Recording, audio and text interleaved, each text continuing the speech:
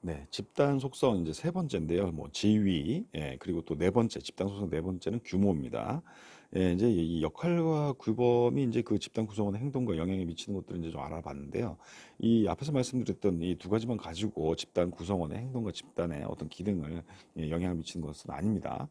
집단은 이제 지위가 높은 구성원 그리고 낮은 구성원은 이제 계층화되는 경향이 있는데요.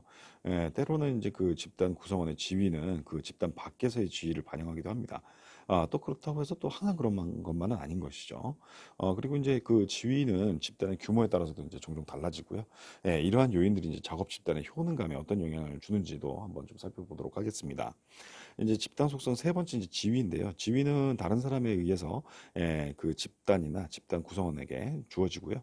사회적으로 정의된 직위 또는 계급은 모든 사회에 다 존재하기 마련입니다. 규모가 좀 아주 작은 집단에서도 이제 시간이 지나면서 이제 구성원의 지위의 차이가 나타나고요. 지위는 이제 중요한 동기 유발의 요인이고, 사람들이 이제 자신에게 있어야 한다고 스스로 생각하는 지위하고 또 다른 사람이 생각하는 자신의 지위 간의 불일치, 이런 것들을 좀 지각을 할 때 심각한 행동적 결과를 초래하기도 합니다. 그렇다면 이제 무엇이 행동 지위를 결정을 하는가를 보면은 지위 특성 이론이라는 것이 있어요. 그래서 여기서 이 이론에서 보면은 이제 세 가지 원천 중에 하나로부터 생긴다라고 보고 있습니다.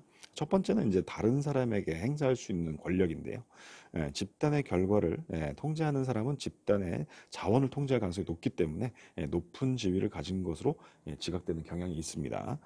두 번째는 이제 집단 목표를 달성하는 데 기여할 수 있는 능력인데요.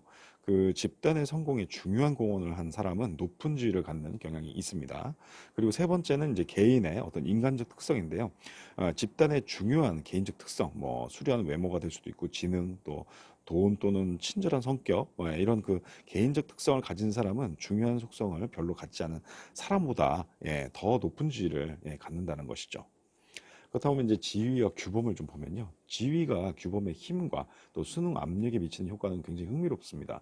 높은 지위의 구성원은 집단과의 동일시, 어떤 그 사회 정체성이라고 하죠. 이게 이제 낮을 때 규범으로부터 이탈하는 경향이 높습니다. 자신 이제 지위가 높기 때문에 아마 그럴 거예요. 그리고 이제 자신보다 낮은 지위를 가진 다른 집단의 구성원들로부터 압력을 받지 않는다는 것이죠. 자기가 높은 지위를 가지고 있으니까요. 그러니까 높은 지위의 사람은 낮은 지위의 동료보다 이제 수능 압력에 저항을 더 많이 할 수 있고요. 또 집단에서 중요한 사람이지만 집단의 사회적 보상을 필요로 하지 않거나 또 관심이 없는 사람은 수능의 규범을 무시할 수 있죠. 내가 뭐 보상을 받고 싶지 않으니까요. 뭐 관심도 없고요. 그리고 일반적으로 이제 높은 지위의 구성원을 집단에 영입을 하잖아요. 그러면 성과를 개선할 수는 있지만 이제 어느 정도까지만 그렇다는 것입니다. 왜냐하면은 이제 이들이 이제 반생산적 규범을 창출할 수도 있기 때문인 거죠. 지위와 집단 상호작용을 또 살펴보면요. 높은 지위의 사람은 더 공격적인 경향이 있습니다. 다른 사람에게 더 자주 말하고, 더 비난하고, 더 명령하고, 더 방해하는 그런 경향이 있고요. 낮은 지위의 어떤 구성원은 집단 토론에 적극적으로 참여하지 않는 경향이 있습니다. 낮은 지위의 구성원들이 이제 집단에 도움이 될 수 있는 전문 지식과 통찰력을 보유하고 있는 경우에는 이러한 지식과 통찰력이 제대로 좀 활용되기가 어렵죠. 그리고 그렇기 때문에 전반적인 집단 성과를 약화시킬 수도 있습니다. 그렇지만 이제 높은 지위의 구성원만으로 이 구성된 집단이 더 좋다라는 거는 뭐 아니죠. 중간 정도의 지위를 가진 사람들로 구성된 집단에 높은 지위를 가진 사람이 약간 추가되는 것이 좋습니다. 왜냐하면은 집단에 높은 지위의 구성원이 너무 많으면 집단 성과가 악화되기 때문인 것이죠. 그래서 이제 우리가 뭐 조직의 어떤 지위 체계라든지 뭐 계층 구조를 설계할 때 이런 것들을 좀 참고할 필요가 있고요. 또 지위 불공정성에 대해서 좀 살펴보겠습니다. 지위 불공정성, 이제 이거는 이제 그 집단 구성원들이 지위 계층이 이제 공정하다라고 믿는 것이 이제 중요합니다. 그래서 이제 불공정성의 그 지각은 불균형을 좀 야기하고 또 다양한 유형의 수정 행동을 이제 시도하게 된다는 것이죠. 앞에서 제가 다른 시간에도 좀 말씀드렸죠. 계층적인 그 집단은 그 지위가 낮은 구성원들에게 이제 불만을 일으킬 수가 있습니다. 집단 내 지위 차이가 크면 구성원의 성과가 그리고 또 건강 이런 것들이 좀 나빠지고요. 지위가 낮은 구성원에게 이제 집단을 이제 떠나게 하는 그런 어떤 의도가 이직 의도 같은 거죠. 이런 것들이 높게 나타나기도 합니다. 지위와 또 낙인 찍기가 있는데요. 지위가 이제 사람들이 뭐 저의 어떤 그런 지위를 보고 이제 지각하는 방식에 영향을 미치는 게 이제 분명하죠. 그렇지만 이제 또 저와 또 연관된 그런 사람들의 어떤 지위도 이제 다른 저에 대한 어떤 그 다른 사람의 어떤 생각, 견해에 영향을 미칠 수 있다는 것입니다. 그래서 이제 우리가 흔히 사람들이 뭐 나 뭐 되게 유명인하고 뭐 친해, 뭐 내가 되게 높은 사람하고 뭐 친하다, 뭐 잘한다, 뭐 이런 얘기들 막 하잖아요. 이것들이 낙인 찍히 이 효과를 이용한 것이죠. 기존에 이제 연구들을 보면은 그 낙인 찍힌 사람이 다른 사람까지 낙인 찍히게 할 수 있다는 것을 이제 보여주고 있습니다. 연구 결과도 그렇다는 것이죠. 연관성에 대한 그런 그 낙인 효과는 이제 낙인 찍힌 사람과 연관되어 있는 사람에 대해서 부정적인 견해 그리고 평가를 만들 수 있고요. 또 이들이 이제 아주 우연히 만났고 짧은 만남이었다 할지라도 그렇다는 것입니다. 당연히 이제 문화적 지위 차이를 만드는 많은 요인들이 애초에 아무런 그런 영향을 미치지도 않는다라는 것입니다. 집단 지위에 대해서 좀 살펴보면요. 사람들이 이제 뭐 이른 나이에 우리와 그들이라는 어떤 사고방식을 이제 습득하게 됩니다.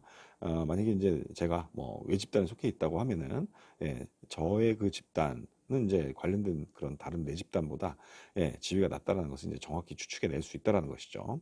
또 문화적으로 이제 그 내 집단은 어떤 사회에서 이제 그 지배적인 힘을 가지고 있고 또 높은 지위가 주어지며 또 그 결과 그들의 외집단의 차별을 초래할 수 있다는 것을 이제 의미를 하기도 합니다.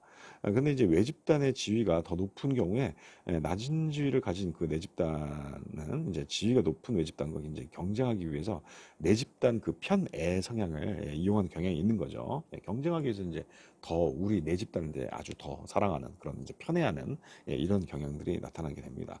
그리고 이제 높은 지위를 가진 집단은 이제 낮은 지위의 집단과 차별을 느낄 때 지위가 낮은 그런 외집단에 대해서 아주 편견 이런 것들이 이제 커진다라는 것이죠.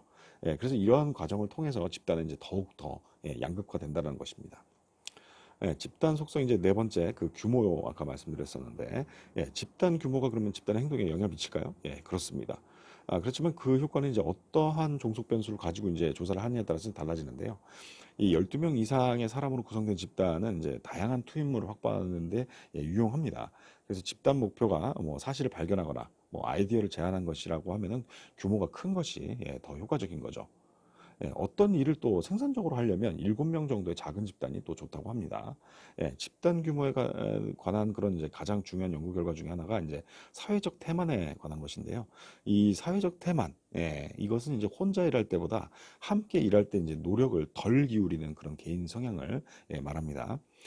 이게 이제 그 집단 규모에 상관없이 집단 전체의 어떤 생산성이 최소한 그 집단 구성원의 그 각자의 생산성 합한 것과 이제 같아야 한다는 그런 이제 가정에 좀 도전을 하는 것인데 이게 이제 그 조직 행동론에서 이제 아주 의미 있는 시점을 제공을 합니다. 경영자가 이제 집단적 그 작업 상황을 이제 활용할 때, 그때 이제 개인의 그 노력을 확인할 수 있어야 된다는 것이죠. 그리고 이제 그 구성원의 성과 다양성이 있어요. 과거 성과의 차이, 그런 성과 다양성이 높을수록 더 많은 사회적 태만이 유발되기도 합니다. 그러니까 과거에 뭐 들쭉날쭉했던 거죠. 이랬을 때 이제 사회적 태반이 더 많이 유발되기도 하고요. 그래서 이제 이로 인해 집단의 만족 그리고 성과가 떨어지기도 합니다. 그리고 이제 성과 다양성의 어떤 부정적인 효과는 이제 집단이 함께 일하는 기간이 길면 길수록 더 크게 나타난다라고 볼 수 있겠습니다. 사회적 테마는 이제 그 서구의 그런 그 편향된 개념인데요. 이제 미국이나 이제 캐나다 같이 이기심이 지배하는 이제 개인주의적인 그런 문화에서 좀 나타나고요. 사회적 테마는 이제 개인이 집단 목표에 의해서 동기유발되는 집단주의 사회에서는 좀 흔하지 않다라는 것입니다. 예를 들면 이제 미국의 근로자하고 뭐 중국이나 이스라엘 같은 게 이제 집단주의 사회에 속하는데 여기 근로자들을 이제 비교 연구를 한 걸 보면은 중국과 이스라엘 같이 이제 집단주의 문화 이쪽에서는 사회적 태만이 나타나지 않았고요. 실제 혼자 일하는 것보다 오히려 집단에서 일할 때 더 좋은 성과가 나타났다라는 연구 결과가 있습니다.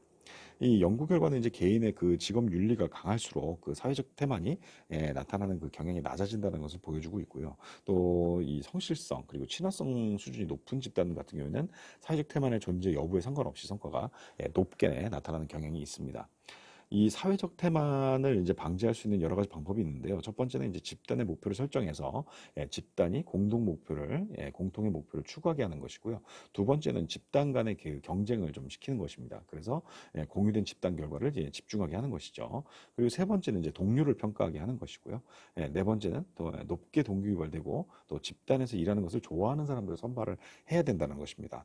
마지막으로 다섯 번째는 이제 집단 보상의 일부를 구성원의 개인 공헌도에 좀 연결을 시키는 이런 것들이 중요하다는 것이죠. 그래서 우리가 이제 이 성과 보상 같은 거 할 때 이럴 때 보면은 집단 성과 비중하고 개인 성과 비중 이렇게 좀 나눠서 많이 하거든요. 이런 게 바로 이제 이 사회적 테마를 방지할 수 있는 방법을 확인한 것이죠. 뭐 학교에서 뭐 예를 들면 학생들끼리 이제 집단으로 뭔가 프로젝트를 하거나 이럴 때도 보면은 상호 동료 평가를 하게 했을 때 프리라이더 같은 것들을 좀 방지하는 그런 효과들이 있죠.